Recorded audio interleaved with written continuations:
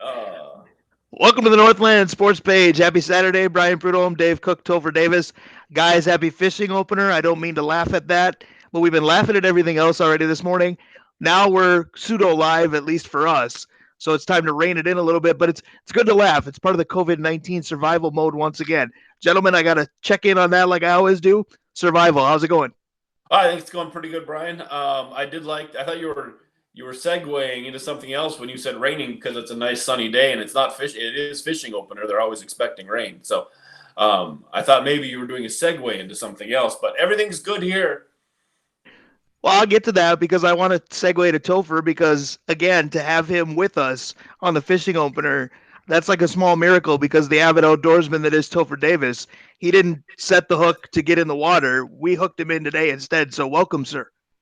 Had to pull me off the lake this morning to get here, but nothing would do it like getting to hang out with you fellas on a Saturday morning, chat a little bit about sports and all that is the sports world right now, and all this fun NFL news because they keep finding a way to make themselves relevant even when there's no sports going on. Right. I was going to say, if there was ever a doubt that NFL is king, and I'm not saying that there was, but is this offseason that has now become an offseason for every league? Basically, the NFL is saying, hold my beer or flex my muscles on everything because, yeah, they are basically keeping us in the fold right now. Yeah, they're keeping sports alive. Sports that matters. They're keeping it alive in our lives. So I guess we have to thank the NFL for that, or the Korean Baseball League, whichever one you want. I tried. I really did. I tried the Korean Baseball League, the KBO, or whatever the cool kids are calling it these days. I tried it, but I shouldn't try anything at 4 o'clock in the morning because, sure, baseball gives me a sense of routine. But again, 4 a.m. and players I know nothing about, there's not much routine about that. But it was baseball. Was it interesting? Okay, sure. Am I really going to stick with it? I think it made me want Major League Baseball even more. Well, but you didn't like the celebrations and strikeouts and all the stuff that they're pushing on the media? In a simple answer, no. Okay. Okay. I thought maybe that would be your thing, all the pumping and bat flips and being all about the excitement of the game. Well, clearly you've never played slow pitch softball with me because the only time I bat flipped is if I whiffed in slow pitch, going, "Why am I out here?" But So speaking so of why you am I out here, fishing opener is actually a good thing whether you're an outdoorsman, an angler, or not. Because I'm going to just put it very simply: it's nice to use the word open with anything these days because we got to keep yeah, progressing towards that, don't we? yeah, we do absolutely. Hopefully things continue to go the way they are, slow but steady, opening and not having any gigantic setbacks anywhere. Right, exactly. I think just having these taking these steps, doing it in a safe way, and having people more conditioned now to understanding social distancing and things like that might help in allowing things to open in a more safe manner. As long as there's no vaccine out there for this coronavirus thing that's going Yep. around. Well, that's Yep. just it. That's what we need, but that's also what I fear because I know that takes time. I'm far from a doctor. My favorite doctor is Dr. Pepper. But, when they talk 12 to 18 months before we might have that, hopefully you can retro date that back to March. But I don't want to fathom, I've enjoyed this. This has been neat to do it the YouTube way, be visual, still keep in touch with you guys, although we're not, laughing it up in our small little studio. But I don't want to do this for another year, year and a half. We were asked this week about what if this lingers into the fall, which a lot of signs say it probably will. I think we're struggling with that already. It's tough right now, but again, this show continues to be therapeutic. It gives us something. Hopefully, we're giving listeners, viewers something too. In my opinion, Brian, that's the hardest part of COVID is that there's no end in sight. I mean, yeah, there's dates that are thrown out there, but nobody can say, "Hey, you know what? Give it a month and we'll be good to go." We'll give it a month, and then now wait a minute, we need to give it 8 weeks. So hold on, now we need to give it 90 days. Right. It just keeps moving. Well, let me ask Topher this question because that's part of my issue with it. And I'm not saying that I'm angry because, again, I want to stay in my lane. I'm no expert on what they should do with this. But are we to the point where we need to stop assigning dates to things? Because in some ways, it gives you hope. I've got to go 2 more weeks and then we're going to get there. But about a week and a half into those 2 weeks, it's usually, oh, well, we're going to go 2 more weeks. Should we just say indefinitely and then be pleasantly surprised when it opens up instead? I think that's a difficult position to be in, obviously, because without putting dates on it, then you go swing the other way, and you have people saying, "Well, when is this thing? We don't know anything. What's going on?" And so having some sort of benchmarks to say we're going to reevaluate a little more on this time, I think by now people are realizing more of the gravity of this thing. But it is interesting. We're getting some, hearing from experts and then pseudo experts and people that watch too many YouTube videos and things like that. And that's Right. the scary part. Watch this one. Don't toggle around and look for other ones because you can be an expert on either side of the coin with this. Exactly. So, yeah, exactly. It's crazy world. Dave mentioned that I used to segue places, or he thought I was earlier. Believe it or not, there's a method to this madness because I guess with the dates with COVID, I'm to the point where I try not to take the bait. I'm having trouble believing whatever date they're putting in front of me. So COVID, fishing opener, a lot of taking the bait. There can be taking the bait in sports too, because we certainly get players, teams, organizations, leagues that we're supposed to buy into. Are you guys cautious or diving in? I think over time we've learned to be cautious. I'd like to feel free to dive in, but I think that's what we were talking about already. Is don't dive in yet. Well, yeah, I think it's kind of looking at how everything goes. There's certain things that obviously happen with sports where you get excited and want to dive in and take the bait. I mean, the Twins signing, Josh Donaldson. That's something to get a little excited about. That's something you can take the bait on a little bit. My mouth with that one for sure. Exactly. Yeah. Let's go. Let's get this thing going. Now that's the problem right now is you're still reeling it in when you thought it would be in the boat already. All right, Toph. So I'm going to bait your hook here too. Look at Dave, and I know you've seen 101 Dalmatians. Do you think Dave was in the movie or not? Take the bait or no? I love that shirt, I'm not Dave. Gonna take the bait on that one. But there's sports relation to his wardrobe today. Dave, please explain. I love that shirt. Yeah, we call this the referee in the car accident shirt. That's used to be striped. It is no longer striped. It's all over the place. So, that is awesome. It is one of the shirts that comes out during winter, and I just figured it was cold in here, and I've been told no more hats, and so I had to dress warm. All right, so Dave the meteorologist just declared winter on what is this, May 11th? I don't even know what day it is. I gotta shut the window. May 10th? Better if I shut the window. All right, fair enough. See, quarantine is my calendar. Forget it. So let's have some fun with Take the Bait with sports, though, because is there a team or a player or even a member of an organization that you either hesitate to take the bait or that you're fully going to bite on, per se? And let's go sport by sport. And maybe just because the NFL, at least this week, we'll spend a lot of time on it later, tried to tell us that, hey, we're going to play this fall, and I'm going to take the bait there because I need something to glom onto. So what about in the NFL? Is there a player? Is there a team that you're going, I don't know if I want to take the bait on them? Let's start with the cautious side first. You guys said you're cautious lately. So are we going to do just local or anyone? I was thinking professionally to start with. I'm not going to talk about a high school or college team that I'm not going to take the bait on because I want to be able to associate with them and not be a marked man. So I'm going to stick to the pros if I'm going to knock somebody. I meant Vikings or NFL. Last time I checked, the Vikings are in the NFL. So take an angle that you would prefer. All right. So I am not taking the bait on Phillip Rivers in Indy because Indy is talking about, we're going to make a run at this. We're going to make a run at that. As Vikings fans, we got to see with our eyes that Phillip Rivers is cooked. Well, Phillip Rivers is garbage. I'm just going to go on the record and say that. I've never been a Phillip Rivers fan. He's not going to be able to do anything in Indy. It's not going to work. Definitely not taking the bait there. He's definitely way past his prime at this point. Plus, I don't like his attitude. I don't think it'll play very well. We'll see how it goes. I hate to say it. I'm not taking the bait on Teddy. I want to, but my goodness, he got a boatload of money to somewhat prove that he's back in the NFL. I hope he does. But he won 5 games with the Saints with a group that I think the three of us could have won 5 games with the Saints. To throw the kitchen sink at a pretty unproven young quarterback, I hope I'm wrong, but I'm not taking it. Yeah, Teddy's like catnip to me. I just whenever I see Teddy Bridgewater at quarterback for a team, I'm like, that should have been our quarterback.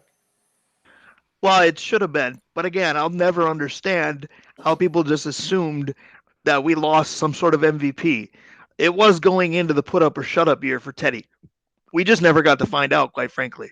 If you remember, Dave, show number 1 in NSP history was the great Case Keenum Teddy Bridgewater debate. And it's the only time that you'll see me give a dissertation in favor of Case Keenum, I hope, in the rest of my days. Yeah, there's bait that we should have talked about then. The Case and Cousins debate. Yeah, I I hope that think case is dismissed, if you know what I mean. if we talk local though, the bait that you're going to be asked to take is the Ezra Cleveland moving Riley Reef into guard. And I'm not taking that bait either. I just think in a team that has some playoff aspirations, you can't put a lower FCS or FBS, sorry, tackle on a team that thinks they're going to go places. Well, and I'm going to jump in with that a little bit quicker than I planned on. I'll go to Topher here in a couple seconds, but if we're going to go with the Vikings specifically, I'm going to go with I'm not totally taking the bait on Zim, the cornerback whisperer. He is that. I don't question that per se, but I don't know with as young of a secondary as the Vikings have and as young of pieces as they're going to be reliant on, if this is going to be a elite closed circuit PJ Fleck defense in this coming season. I mean, they did some nice pieces in the draft. I'm a Mike Hughes fan, but you can't get him taller. That's an issue. I don't know if this secondary can survive even with supposedly the best secondary type coach in the league. Yeah, I was thinking, I mean, tying on to both of what you guys are thinking, maybe even broader. I don't know if I'm taking the bait on all these rookies, especially this season, coming in and making a huge impact, especially when, you know, in this virtual world where we don't know if there's going to be training camps. We don't know, you know, the players aren't going to be, coaches aren't going to be able to have the hands-on experience working with these rookies. And the Vikings lost a lot after last season, and they're going to be counting on their great draft, their A+ draft to make impacts right away. Right. And I think that's going to be, you know, a big. I don't know if it's going to work out for him initially. Maybe if a year or two down the road, these players could be something. But counting on them right out the gate is going to be tough. Exactly. How many teams do you think are out there going, that's cute. The Vikings won the draft. They got an A+. They can win the draft. Meanwhile, we'll be out there winning football games. I think that our neighbors to the east probably saying that loudly. I think you're going to get one of those guys to work out. Let's hope it's the one you need the most. Speaking of, though, are you taking the bait on Stephon Diggs rescuing Buffalo? I think No. I'm not taking the bait on that whatsoever. I think he and their quarterback are going to have issues like in week 1. Well, I think their quarterback has bigger issues as a player than people are willing to admit. I'll take the bait that they probably win that division, but I'm not sure it has much to do with Diggs or Josh Allen. I think it has to do with the only other formidable team in that division lost a bucket load, aka Tom Brady. Gronk was already gone, but you get the idea. Yeah, I think their quarterback is better than you do. I know that, but I just think that Diggs isn't going to bring salvation to that locker room. I think that he's going to rise. I mean, the things you said that Allen isn't good at, you know, he's not the most accurate guy in the world. I think Diggs is going to freak out if he's missed wide open over and over again. Well, of course we do because we've seen that before. Yep. I just hope it's not when they're 2-2 and you know he decides to take a couple days off. Yeah, right. Yeah, it'll be interesting to see. I'm sure there'll be a honeymoon period there right away, but as things get going, I don't know if Stephon Diggs has the right attitude to be a full team leader and really turn around a culture in a locker room or anything like that. But and I don't know that quarterback from Buffalo looked pretty good the one time he played at US Bank Stadium. He did, but the Vikings also look like a high school junior varsity team. And let's not forget that quarterback didn't look very good in the postseason last year. Nobody looked good on Thanksgiving. Right. The Vikings look real good in regular season games too. What does that tell you? I mean, I love the Vikings. I'm just calling it what it is. I'm even going to say this. I'm not taking the bait on Aaron Rodgers being negatively impacted by the Jordan Love selection. I don't buy it at all. Yeah, I think you're right. I think he's going to come with a little bit of attitude in a positive way. I think he's going to try to run teams over. Yeah, I mean, knowing Aaron Rodgers, I think it might affect him, but I think what Dave is saying in a positive way, he might take it as screw this team, screw this guy. This is my job, and I'm going to run with it, and I'm going to put up Hall of Fame numbers over the next 4 years and make them try to take my job away. Yep. I don't think there's any question about that. It's it's a team game, and that team is annually pretty good. But at the end of the day, it's okay to look out for number one. Aaron Rodgers has already been documented pretty good at that. But if he does that, it's going to actually very positively impact that team. We're going to go over the schedule later. I think Green Bay goes 12-4. I'm just going to let the cat out of the bag now. Yeah, well, we've talked about it before. Right now, arguably, they have the best defense and the best quarterback in the NFC North for sure. But you can make the argument that combination, defense and quarterback, they might be the best team in the league. Oof, that hurts. Right? But since we're talking about things that hurt, I'll go to another subject that'll hurt because Topher mentioned a honeymoon period. The opposite is there a gelling process as well? Because we're basically nationally being told to buy into the bait or the hype of Tampa Bay. They should be pretty good, but are you sure that we're just declaring them a Super Bowl contender right now? Yeah, I agree with you, Brian. I think that the one thing, the fly in the ointment here is for me is we do not know how Bruce Arians and Tom Brady are going to work. Brady's never been in a deep ball offense, and Arians' favorite phrase is "no risk it, no biscuit."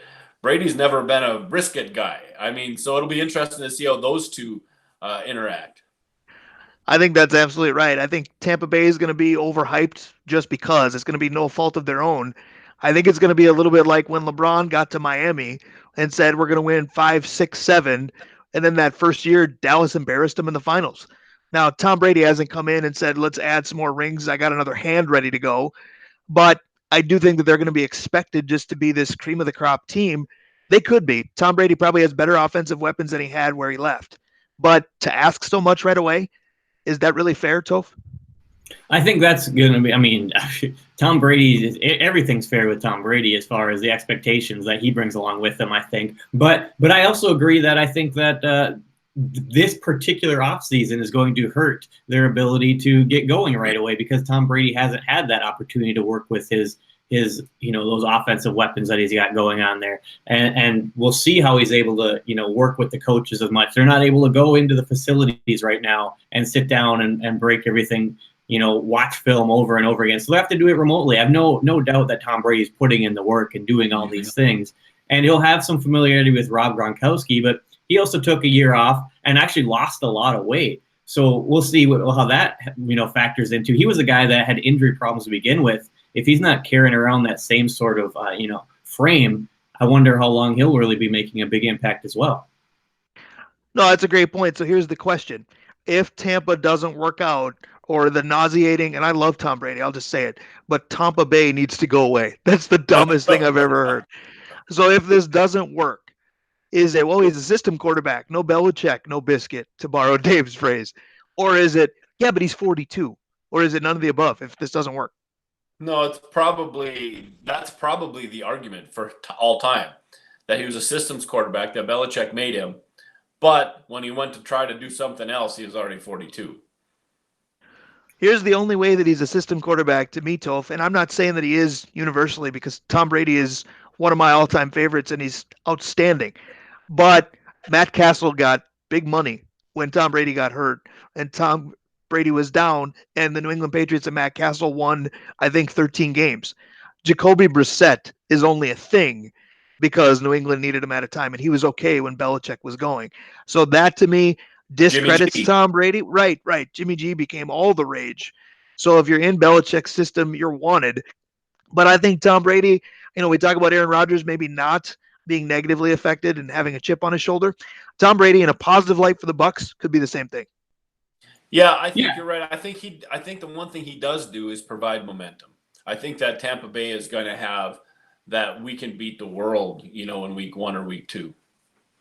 Yeah, they're going to have obviously a lot more national attention already, and I think the players around them are going to be lifted up a little bit by having Tom Brady in the room because they're going to want to not let Tom down. I think he's got a little bit of that, going for him as well. They're not going to want to drop passes with Tom Brady's passing them to you because you might not get another one. You don't want to disappoint Tom Brady, but at the same time, they also need to be careful not to just do too much Tom watching and also, do their own work and not expect him to come in and be a savior just by himself because he is 42. He's just a guy. And let's be honest, the Patriots didn't have the most amazing season last year. They got beat by a Tennessee Titans team in the playoffs that after they probably should have had home field the week before when they laid an egg out, in the final game of the regular season. I like that. Do your own work, but I totally thought he was going to go fishing on the bit and do watch your own bobber because it would have fit with the weekend. But so I do think that Tampa Bay and the Bucs are going to be akin to when LeBron moved to Miami. So let's go to basketball. It's a tough one because, again, it's a season that stopped. And where do they pick it up? One of the things I'm not taking the bait on is the importance of a draft if they have one for the next season. Because I'm more worried about the collegiate season that got stopped. Your scouting department better have been terrific because how do you know how many guys made a name in March Madness? My goodness, you asked quite the question because yeah, I mean Johnny Flynn is the the face of that statement. But in this draft, you look at somebody like the Wiseman kid who played center for Memphis for all of about 10 minutes. He hasn't played meaningful minutes since he was in high school, but he's 7'1". He can run. He can play defense. So do you fall in love with traits rather than performance? And I think it's going to be a bigger test of teams' scouting departments. I think because honestly, if you're a scout of any worth, you should be putting in the work all season long and not just relying on watching games in an NCAA tournament. Obviously, guys can go on runs there, and that's when they build up a big more of a national presence as far as within the national media. But these good scouts are going to know who these guys are before they even have that opportunity. They should be scouring the gyms all year long, up until that point, and figure out who will work best in a system and how it will go without having a flash in a plan like a guy like Johnny Flynn. Well, I think part of it too, and I hate to make this a societal question, but we might find out just how responsible college kids are because these kids that were going to be, maybe drafted high or on the cusp, on the bubble, whatever, cliche you want to insert, how are they working out right now? How are they in a frame of mind where they think there's going to be a draft, be a season? Because I agree, you shouldn't be basing your draft on the NCAA tournament, but there were guys that were saying, I've still got another month and a half to show my stuff. Well, they didn't.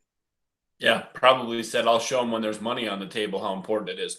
The other thing about this draft that's different is this is the first draft where two high school kids went Europe right away or foreign right away because the ball kid went to Australia. And so we didn't get to see them in the NCAAs at all, and we don't know how good their competition was, but yet those two kids are considered, high first-round picks and Ball's in the argument for the number one overall. Yeah, that's something I'm not taking the bait on ever. That's the Ball family, but I digress. That's a different topic entirely. I want to kind of give a coin flip topic to you guys. I'm not sure if you'll have staunch opinions one way or the other, but the Brooklyn Nets. I want to know if you're taking the bait or if you're hesitant now because they had the unbelievable offseason where you netted Kyrie, and see, I used netted there for fishing and for Brooklyn. Got You it. netted Kyrie and you netted Kevin Durant. Kevin Durant was going to miss the season. Now he really didn't miss. We can't say anything, but if they don't resume again, he didn't miss as much as we thought. That's probably a good thing. The flip side is Kyrie didn't play with this group as long as they hoped to maybe get used to everybody else on the floor. Is Brooklyn better next year or worse next year or neutral, no change? I think they're better because we also forget that Kyrie was beat up. And so I think that Kyrie gets time to recover as well. Durant gets extra time because there's no pressure on him to come back for any kind of playoff run. But they need to find now some grit and grind guys to go with two superstars because Kyrie is a shooting point guard. And Durant's going to demand the ball. You can't have another 3-4 guys who demand the basketball. What about locally? Are you taking the bait on D'Angelo Russell, Malik Beasley, and then nobody else not named Karl Anthony Towns? Or are you taking more bait on the slew of moves the Wolves made to the point where I love this? The press conference looked like a European phone number with all the New Jersey numbers on display. I think that it's easier for me to buy on Beasley because we have, on Russell because we have him for a while. We actually have to make a decision on Beasley. So the bait that he is like something that we have to act on. And I guess the way he played and the way he talked, you almost have to take the bait on Malik Beasley. I think that I sign him and go with it.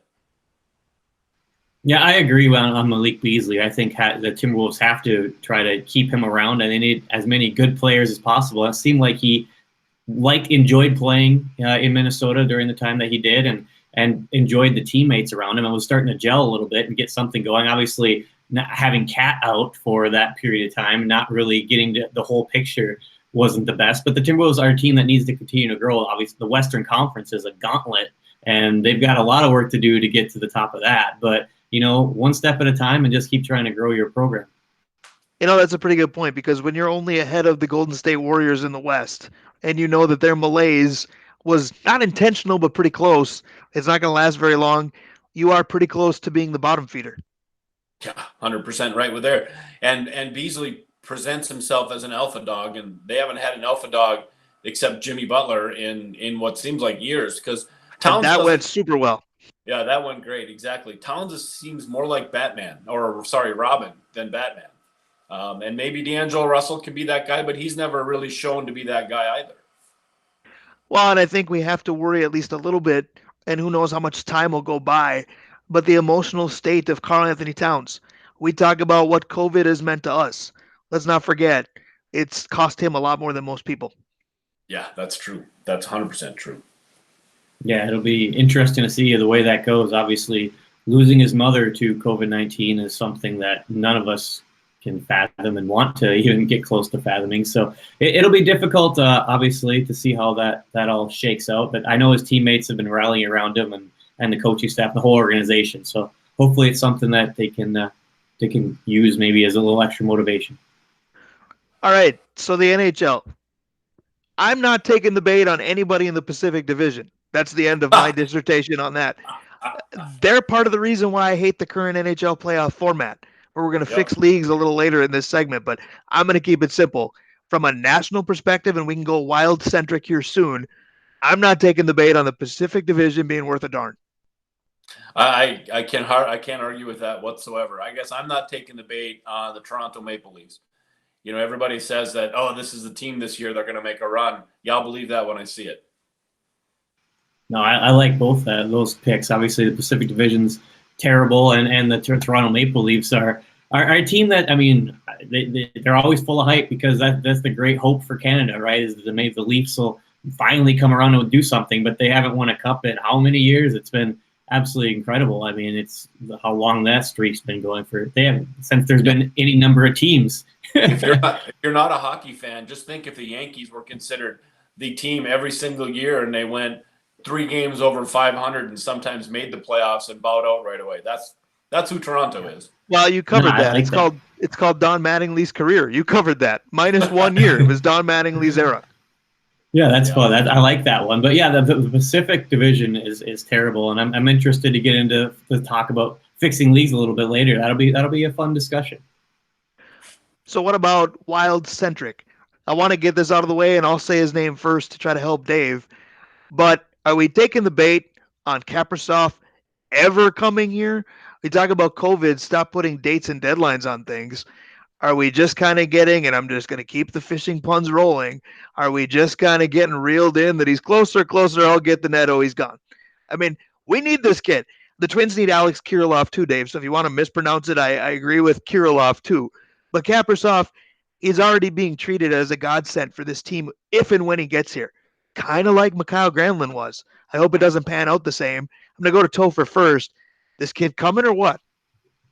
I think he's coming. I think it is a matter of time. Obviously, this current shutdown situation has thrown a wrench into it, because if this hadn't have happened, I think he probably would have signed already. But because of this delay and the uncertainty and whether or not the league's going to start again or when it will start next season, if it's pushed back, I think that's caused a little bit of consternation for him, because he wants to play as soon as possible. I think there's been discussions that if they do come back, he wants to be able to play this season if they do resume, and I think that would be a fun addition.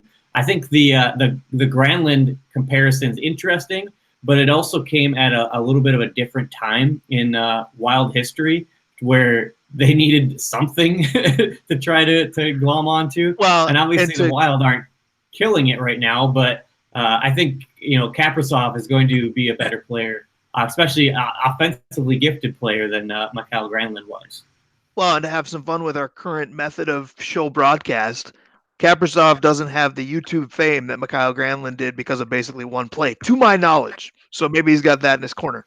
That's true, but he did score the golden goal for Russia in overtime to win the gold medal. That was I know it wasn't YouTube. That was on national don't bring that Olympics. Up. Don't overhype it. Don't bring that up. All right, let's go to Kirella DeVille. What do you think about the Wild?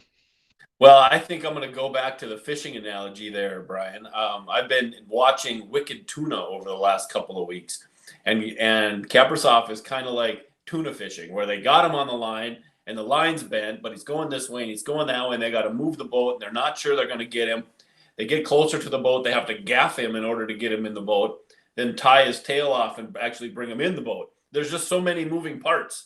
It's not So, like fishing contrary to for popular belief, either Dave's really into this TV show for a self-proclaimed not a TV guy, or Dave's fished more than he's told any of us.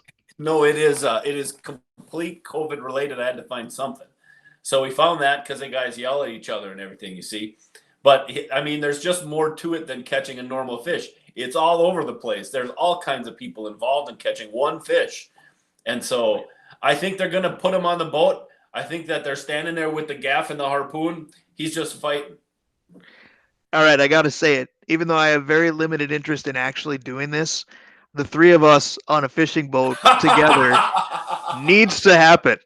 And I don't know if maybe we can, I don't know if technology can have this kind of reach. Hopefully we're back on the radio whenever this would be possible, but maybe a live show, maybe a fishing opener show, the NSP maiden voyage. We get out on a water and make this happen, watch our own bobbers. And I just want to watch Dave. I just want to have that kind of fun.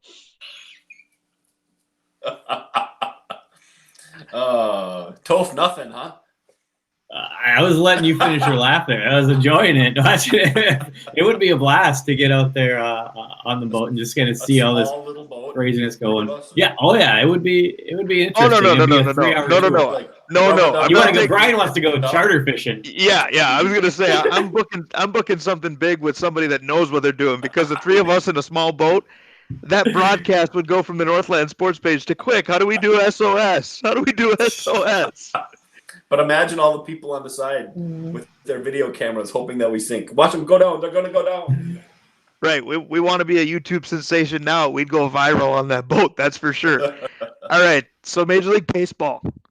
How do you take the bait on this particular sport? I'm going to just pose it to you guys right away. Do you take the bait that there will be a season this year? Yes. I believe there'll be a season. I'm not exactly sure how they're going to do it. Do they play in one city? Do they play like they've talked about in Arizona? I don't think there's going to be fans right away, but I do think baseball is going to play. In fact, if you told me that this is where the government got involved and did everything they could do to help one program get back on, I could see them helping baseball go back live. I don't know how that would work, but they're going to play.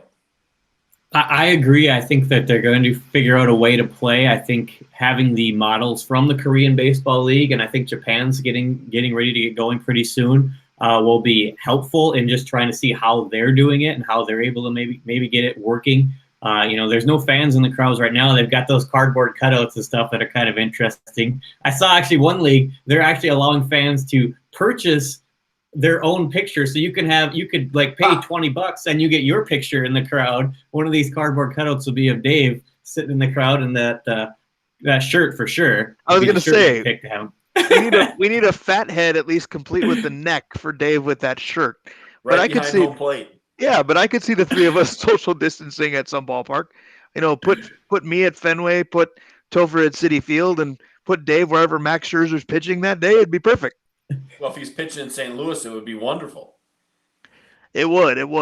I'll tell you what, I'm not taking the bait on the Chicago White Sox. I'm in complete agreement with you guys on the season. I think Topher hit it. I thought that there were too many ideas being floated around at first, but the more ideas, I thought the more realistic it became that they would play. But I think the key is you can play international, follow the leader. Japan is doing it. Taiwan is doing it. Korea is doing it, what have you. There is a way. Is it great? Is it ideal? Far from it, but it's something. And we're all to that point. We need something. But I'm not taking the bait on the Chicago White Sox. They made a ton of acquisitions to chase the Twins and Indians. I think they can over time.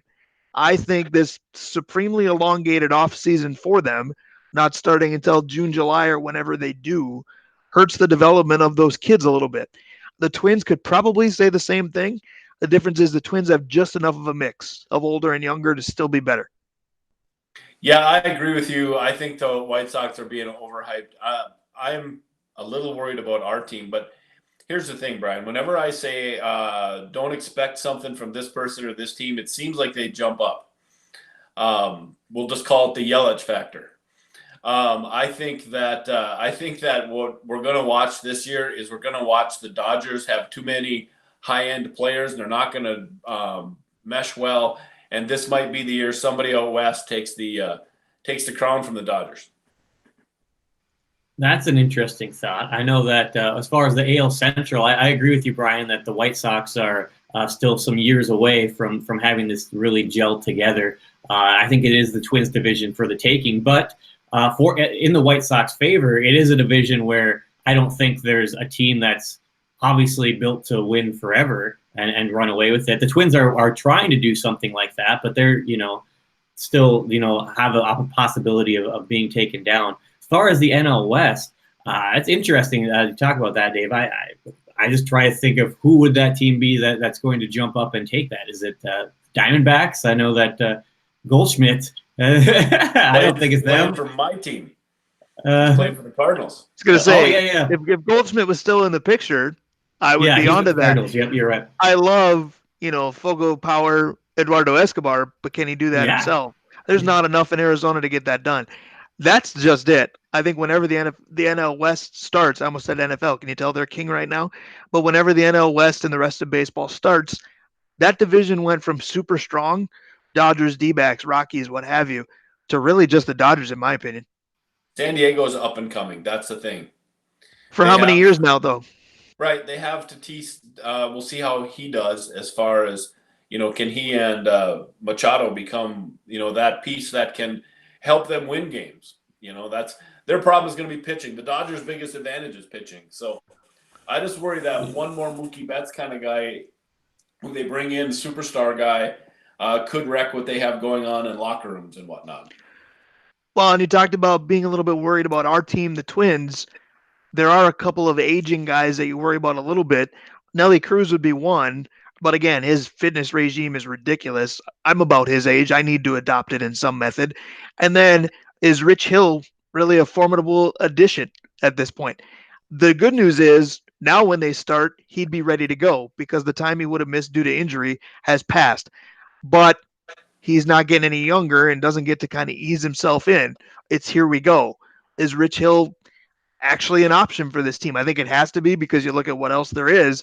But are you happy about this little leave of absence for baseball because at least it gives you another veteran starter? Well, yeah, I think that's true, but I wonder if Hill's more than a 4-starter. Here's the thing that the COVID has done for the Twins, and I think it's been the elephant in the room for years. It's like that super fancy bait that you purchased that you just don't really know how to use, and you got snagged in the weeds and everything. And that's Buxton. Are we taking the bait on Byron Buxton? Healthy. Well, there you go. When I thought you were finished, I was going to say absolutely yes, because Byron Buxton has proven that when he's available, he's a dynamic athlete. How many times in show history or conversation history, to back it up even further, Dave, have you and I preached the best ability you can give somebody is availability? Byron Buxton does struggle with that. I don't take the bait on him healthy permanently. I take the bait on him healthy to start the season. There's another leave of absence assist we got, if you will.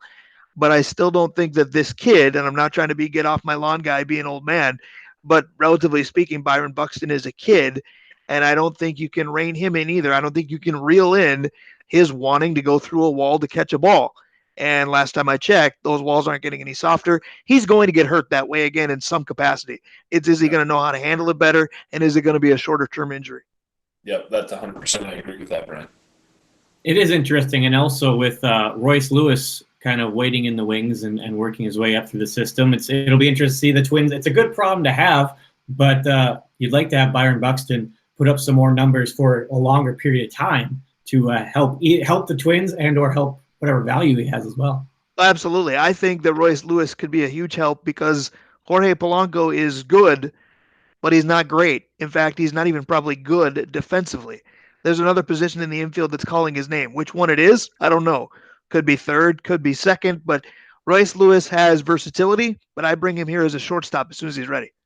Yep, I agree with that as well. That's my hope for Royce Lewis is he's a long-term starting shortstop because Polanco can hit, but the best thing that happened to Polanco is Josh Donaldson. Let's just say that.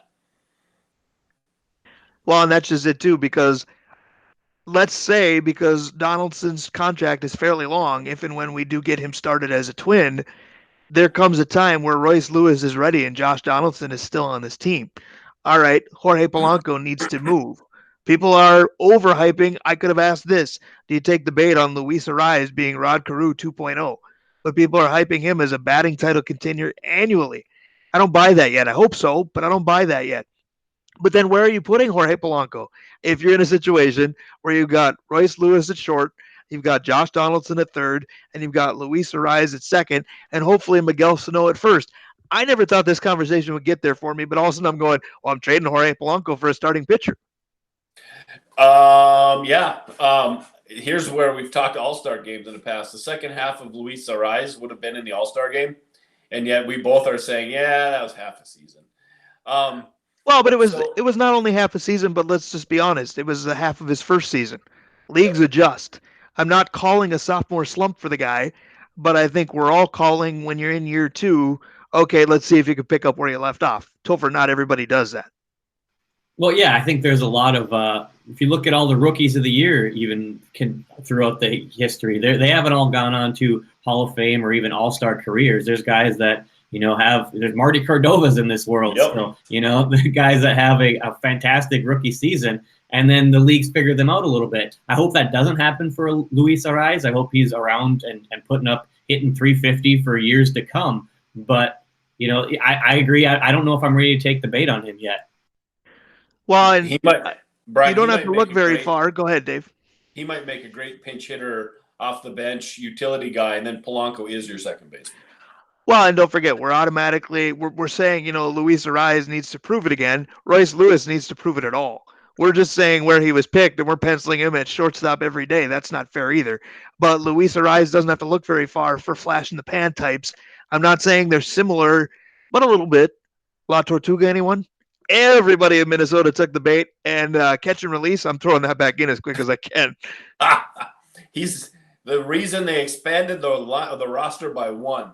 They could call it the Tortuga rule because he's playing play without it.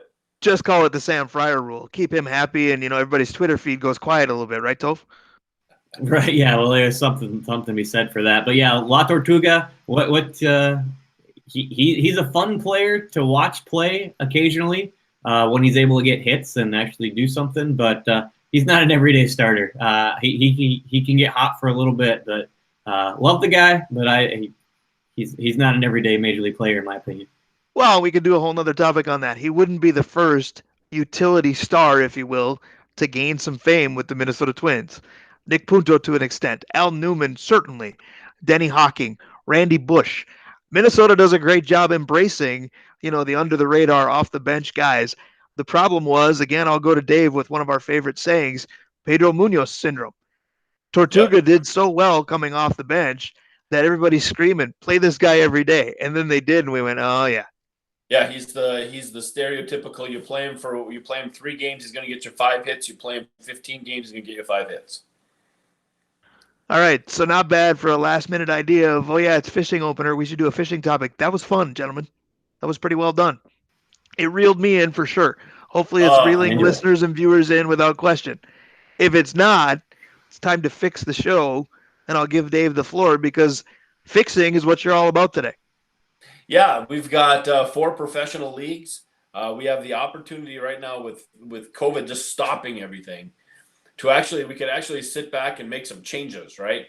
We could bring back our sports where we've fixed some of the holes that we see in them. And what we want to do is we want to see, Brian, what fixes would you make? Toph, what fixes would you make? And I think we should start with baseball. And I'd like to start if you don't mind.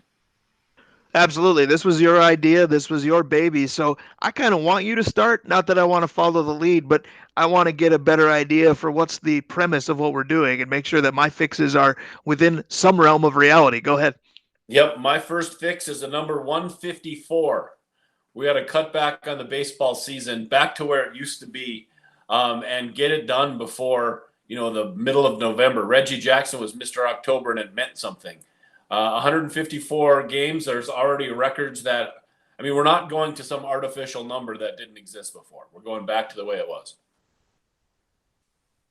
That's an interesting idea. Yeah. All right. Yeah, so Topher and I are in simultaneous agreement. Go ahead. I kind of like it. And it's, because how many times are there games played in September for regular season games all over the country that have zero meaning. There's no fans showing up. There's teams just playing it out. The weather's starting to get, iffy in some places and things like that as well. Where if you, shorten that up a little bit, maybe you're, keeping teams in the title, in the playoff contention longer with a shorter season possibly.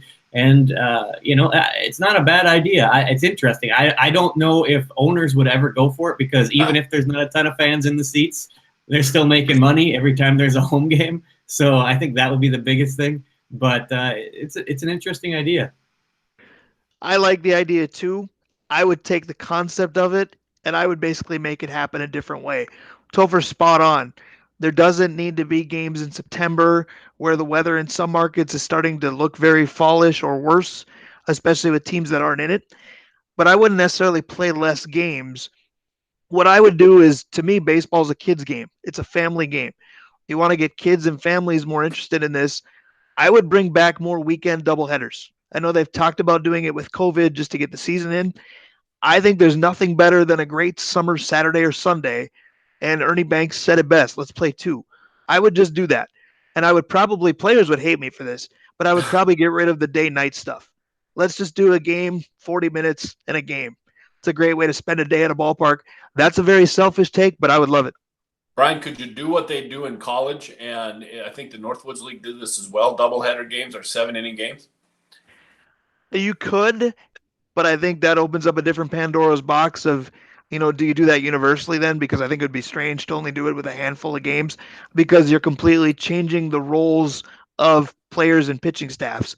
And it would go into one of the other changes that I was going to make, and it would really complicate things, because I would take the minimum number of innings to qualify for a win. I would take it from 5 to 6. I'm tired of all the 5 1/3, 100 pitches. Sorry, Jake Odorizzi, you didn't do much. Yeah, that's true. When the guy who gets that kind of money didn't qualify for the ERA title because he didn't pitch enough innings. I mean, here's one for you. Salary cap floor. I think that we should set a salary cap floor for Major League Baseball, because I read something the other day that Chris Sale, David Price, and the other pitcher for Boston made more money than the Tampa Bay Rays. And that's just wrong. I mean, and that's not a shot at Boston for overpaying pitchers. There's no way in Major League Baseball that the team should be allowed to spend, something less than $60 million when everybody else is, plus 100 million. Put a floor and then add guys to the roster. I agree with that, but only because of uniformity. Baseball is the only sport that doesn't have a cap of any kind, so you do have the discrepancy that you just mentioned. But the flip side to that is it's kind of fun to see what ownership cares to open the wallet that much. I think you'd get people on both sides. There'd be people that would say just what I said. You've got a cap everywhere else, put it here. Where I think the other side would be, if you've got the richest owner in the NBA or the NHL, if you've got Mark Cuban versus Glenn Taylor, and you can open up your pocketbook even further, go ahead and do it. That's the heat that I took on Twitter so much last year on July 31st. Everybody tells me that the freaking poll ads don't want to win a championship because they don't try. I don't buy that, but I think it'd be interesting to see the reverse of what you said. I'm not saying I agree or disagree, but I think it's a fun topic. Do you put a cap in the one sport that doesn't have one, or do you abandon it in all the rest? Because then the onus would be on the owners to actually prove that they're in it to win it, not sit and count their money. It goes back into something else I wanted to bring up, which was the soccer rules, where teams that don't want to spend any money and they don't want to compete, well, let's have a league for them. If you're not ready to play with the big boys, then play with the little boys. And once you've decided that you're ready and you're performing at that level, then we'll move you back up to the major leagues. Well, do you go back to the way it used to be, like in Harmon Killebrew's, Washington Senators days? Were you a first division or second division team? Are you almost bringing in a tier 2 in Major League Baseball? Yes. State high school league blasphemy words, but is it like a tier 2? Without the championship run, yes, that's what we're talking about. Spend the money and you can play at this level. That's interesting. I like the idea of the cap, or the not necessarily a salary cap in Major League Baseball, but the floor to have a teams have to spend a certain amount of money in order to be able to play. Because sometimes it is frustrating when you see certain teams just give up on right. seasons or not seem like they're not trying, stuff like that. Looking at you, Miami Marlins and stuff like that. And Topher, just to interject really quick, the tanking or the not trying. is not as obvious because the number one draft pick isn't as transparent. There's Right. not a tanking for Trevor in Major League Baseball. If you're not paying your players, you are simply not trying. You're right. Right, exactly. And, the players are, you're not trying to get that number one pick to make an impact next season in Major League Baseball. And so I think that would be, with a floor to have a minimum salary would be really interesting. I kind of like the no salary cap in baseball for some reason, just because it allows. That's one thing I've always kind of liked about it, because it allows teams to go get it if you want to go get it, and it allows for players to get their worth too. Go out, and if your market value is high enough to get that money, go for it. It's a free market. It's a capitalistic society. Let the players go get their money when they can get it too. Well, and pardon the bad pun, nothing to do with fishing, but that's the quote $1 million question. Does the lack of the cap create an imbalance in competition like they like to claim, or does it just magnify the unwillingness to compete? Because, the casual fan says, well, every owner is rich. Open up the wallet without the dust bunnies popping out. Let's spend some money. We know it's not that simple, but to the casual fan, it sure looks that way. Yeah, it sure does, Brian. But I think what you said earlier was right. It's competition. It's are you not spending money because you're cheap? Are you not spending money because you don't want to compete? You're spending just enough money to make a couple of bucks. I mean, sitting in the Tampa Bay Rays front office, it would be really interesting to hear even the rationale behind it. And frankly, if your market's not able to make it, maybe your market's not able to make it. Well, we brought up the Rays enough that I just have to say this. They've been rumored to be on the move with the Montreal stuff. I agree. Montreal needs baseball, but the Rays have been good. They don't compete monetarily. They don't attend very well. But Topher said it. Looking at you, Miami. Let's get rid of them and bring them to Montreal. There's my first change.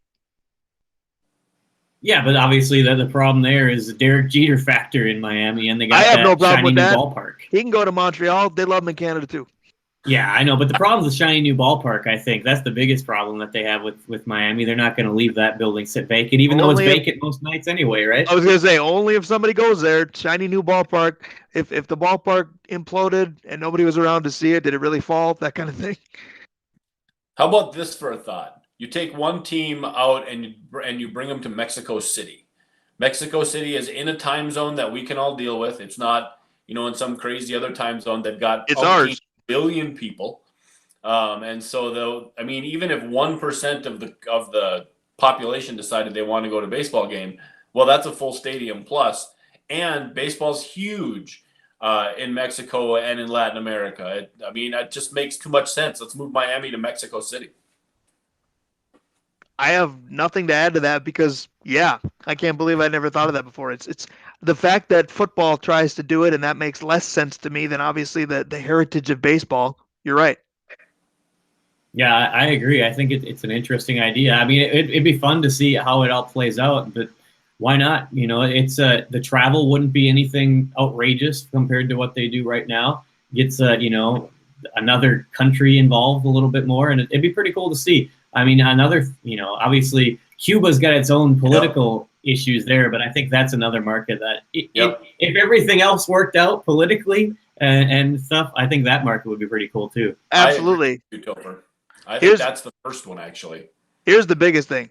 Whether the team goes to Mexico City or Cuba, we give Dave the credit because he came up with the idea, and then their uniforms are exactly what he's wearing right now. I think it works. Awesome. Yes. The fighting Cuban Curella de Vills. How about this for my final suggestion for baseball? And it's a two-way street for umpires. All right? I want the electronic strike zone in. I want instant replay on the bases out. Let's let umpires make umpires decisions on the field, but let's keep the strike zone consistent. All right, I'll say this. Only Jim Joyce and Don Denkinger are applauding you for no more instant replay on the bases. I'm not going to be angry about it or vehement about it, but I take the opposite of both things you just said. I would want it absolutely flipped, which would basically be keeping all of that the same. Yeah, that's a tough one. It'd be interesting to get Bob Davidson's perspective on this because his story too is about that call at second base in the World Series, right? That he may have missed, but worked out all right. Yeah, it's I don't know. Having consistency in the strike zone would be great, but I tell you what, the more you watch the major league umpires, these guys are good. I mean, they're not missing a ton of really good calls to get to that level. They're doing a lot better than. I mean, spend some time hanging out watching umpires in the Northwoods League for a while, as you guys know, and suddenly you start to appreciate major league umpires a lot more. And obviously, the guys are working their way up. But it's a difficult spot to be in. Obviously, no one's going to be perfect all the time. Calls are going to be missed. I've always thought that's kind of an interesting part of the human element of the game. But I don't know. It's tough because strike zones for every player are different too. So do you have to set electronically where the strike zone is for every single player? Yep. I mean, it can be done, but yeah. Knees to letters, right? We call it the Eric Gregg rule. And maybe that's the problem. We're making the rule on one game that stuck out like no other game I've ever watched with strike zone. Well, and Topher makes a good point about how talented they truly are. Everything bad sticks out because it's historical or becomes that. If you judge every group by their worst contributor, it's tough. I mean, think if everybody watched this show and based their opinion of us because of me, I would be bringing us down. If you take Angel Hernandez out of the bit, Major League Baseball umpires are not bad. Angel Hernandez, still not as bad as the Eric Gregg game. Absolutely, but we got to move. I just wonder. Oh yeah, go ahead. I was just going to say, if you've got one more thing to add, go ahead. I'm just the radio guy in me, even though we're not radio anymore, is still churning, and we've got about, by my math, about 7 minutes left in the first hour before we go to the football schedules, and we've got at least two. I don't know if football needs fixing because it hasn't been affected yet by COVID, but we've got at least two leagues then to still fix. All right, so let's flip over to the NBA and let's fix the one thing that makes everybody frustrated, and that's timeouts at the end of games. I think we should stop timeouts or stop TV timeouts or do something to limit the timeouts at the end of a game and speed the game along. I think you're half right. I think speeding it along and limiting the number of timeouts is smart, but when they're taken should have no bearing. If I'm a coach and I'm doing it right, I want timeouts if I'm inbounding the ball down one with 5 seconds left. But just minimize the number of timeouts they've got. It just seems like there's way too many. Yeah, that could possibly be the answer. But yes, obviously the number one gripe with basketball, especially the NBA professional basketball, is that the last minute or 2 minutes of the game takes a half hour because it starts plodding along, and it's hard for casual fans to get interested and stay locked in as much when there's so much stopping and starting. I think it would be interesting to make the end of the game go faster and possibly be more exciting more often. Well, and I would go collegiate, Dave. I would go to 5 fouls instead of 6. I would go to 17 fouls and a half for the bonus. Forget the penalty, forget the last 2 minutes. Foul's a foul is a foul. Let's go. I was going to take that a little bit different, and that is saying all fouls in the last 2 minutes are technicals. So that ends some of the barking that goes on. Yeah, and I guess if players take it upon themselves to not do it anymore, Yep. You're right. That's a huge fix. But if they don't, and you've got 3 or 4 technicals at the end of the game, you just slowed everything down even further. But if they don't, it's going to cost the team. And so I think that would ensure or at least encourage less fouls at the end of the game. You can't give points away if it's a close game. Right, and that was part of my reason for let's go to 5 fouls instead of 6. Part of me wants to see better defense throughout a game in the NBA. My question is this, though. If you're not able to waste 6 fouls, are you going to defend better? Or is it like when you get in foul trouble and you do the Matador defense and you let somebody go to the rack? Are you going to do that now when you have 4 instead of 5 and it's just going to get worse? Yeah. Here's a question for you. You mentioned one of my thoughts. How about bringing defense back into the NBA? How about allowing them to hand check a little bit more and do some things on that? Or are we too defensive now and let's open the floodgates? See, I need a basketball coach's opinion on that because some would say yes to everything you just said. Some would say if you have to hand check, you're not a very good defender. All you're doing is arm barring a guy and making sure he's still there. How much though did we see that during the the heyday of the late 80s, early 90s NBA, where there was still physical defense and you had the bad boys in Detroit, and yet you still have the Lakers putting up 125. Teams don't score like that anymore. Right. But then you're not talking about the NBA necessarily. You're talking about how do we teach it from the ground up, because it's what they Listen to learned. It's us what they talk knew. about- Right. How about Well, that? that's not Somewhere shocking at all. Matt's going, yes. Right. Well, and Topher is just sitting here kind of laughing, going, they'll be done soon. They'll be done soon. I thought Topher's No, take would be to hey, just what? disband the league, but No, I want to get rid of quarters in the NBA. Let's go to the college house. yeah, I like that theory too. The only thing like is I think it'd be a quarters. tough argument because women's basketball kind of goofed me up there because they went backwards. Women's college is playing quarters, and I don't like it. So I have one other that I think we should talk about, and that has actually more to do with the NCAA than the NBA, but it does hit the NBA. I think high school seniors should be eligible for the NBA draft. However, I think if high school seniors don't get drafted, I think they should be eligible to go back into the NCAA. Because if a kid's good enough and he should get drafted into the NBA, great. But if he's not, just because he went into the draft should not end his NCAA eligibility. I don't disagree with that at all. My question is, how do you do it? It's do you commit and declare at the same time? And then, Hockey does it. Right. But I don't like it. I've already talked to you about that. We did a drawing lines about that. I hate understand that. it, yeah.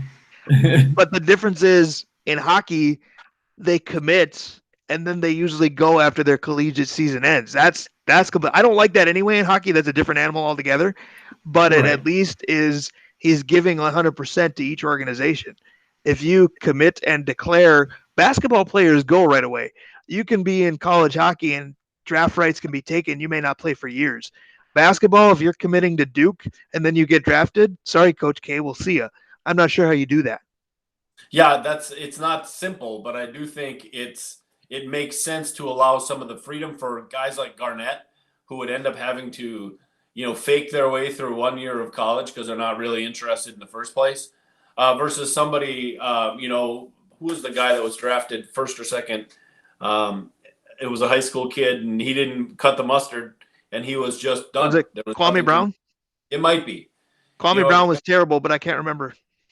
Yeah, there's some player, and I should have had this ready, who was went into the NBA draft as a high school senior, who was supposed to be pretty good, didn't get drafted, but had no college eligibility now. Well, and I think that opens up completely different, and I'll go to the collegiate professor on the dais here. That opens up a completely different Pandora's box that, we want fallback plans for athletes. We just stress the importance of college, all while talking about eligibility after high school. It's interesting how we just played both sides of the coin. Well, yeah, I think it is interesting. I think there's obviously technical aspects to it, as signing agents and when they lose their amateur status according to the NCAA, and obviously in hockey they don't have agents when they go through the drafts. They have advisors that kind of help them. I think that would be the aspect that kind of adds to it a little bit. There's different aspects you could take. Obviously, basketball is different because players do have the ability to come in and make an impact right away. Whereas, they're not, there's no minor league or, system as much in basketball. Obviously the D League is there, or the G League, I'm sorry. My respects, Gatorade. But it's a different setup. And so there's a lot of technical aspects, but if you're going to, if you equate it to an everyday life, if you're going to college and you're in an accounting degree, and so your junior year, some accounting firm says, hey, you want to come work for us? While you're still in college, you can go work for them, right? Yeah, but that's a crazy hypothetical. Profession. But the HR guy in me says, wait a minute. No job description isn't going to say, well, you don't need that 4-year degree yet. We'll give you an internship. I get that, but I'm not giving you a job and you're out of college.